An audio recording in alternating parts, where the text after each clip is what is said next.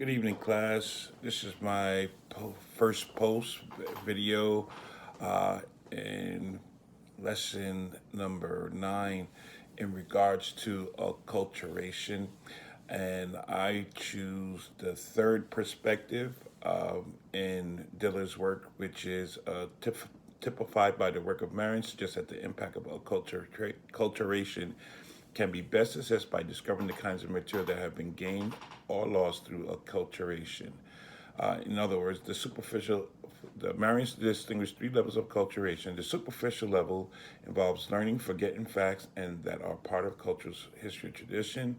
The intermediate level has to do with gaining or losing more essential aspects and behaviors of a person's social world, language, preference, use of ethnicity of a spouse, friends, neighbors, names given to children, and choice of media.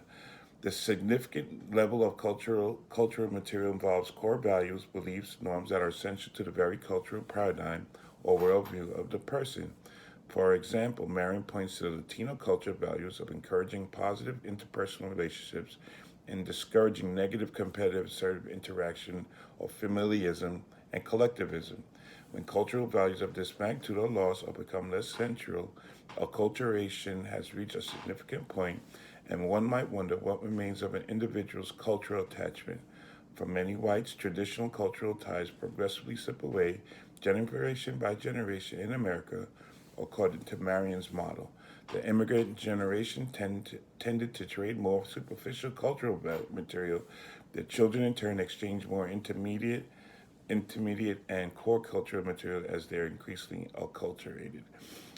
For me personally, what that speaks to is so my parents happen to be immigrants that came from Jamaica here to the U.S. And sometimes we used to, when I was much younger, we hid the fact that my parents were from Jamaica because, they talked different, they acted different, they were just different. And of course, you're trying to blend in with everyone else.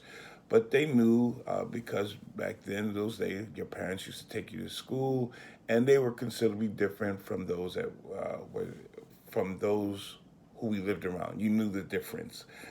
We used to be called names or called out our name, coconuts and all that good stuff. Anyway, long story short, is that I remember growing up, and it was always different. I can see how we can lose our value because we didn't want to recognize where we came from because we are trying to fit in with everyone else. And the thing with that is that there were some things about my parents, or that culturally wise, that you don't see today, or some things that we take for granted. They may have been born poor, but they never had a poor mindset. They worked hard, and that was what instilled into us. They didn't believe in wasted spending, but they were very careful about what they spend on. Whereas today, we are no longer careful about those things because we are looking at the material things. If we don't have the material things, we don't look the part of today's society. Anyway, so that's what speaks out to me. And if I was to ever paraphrase this in a biblical point of view, it was said that scripture says that we are of the world, but not, we are in the world, but not of this world.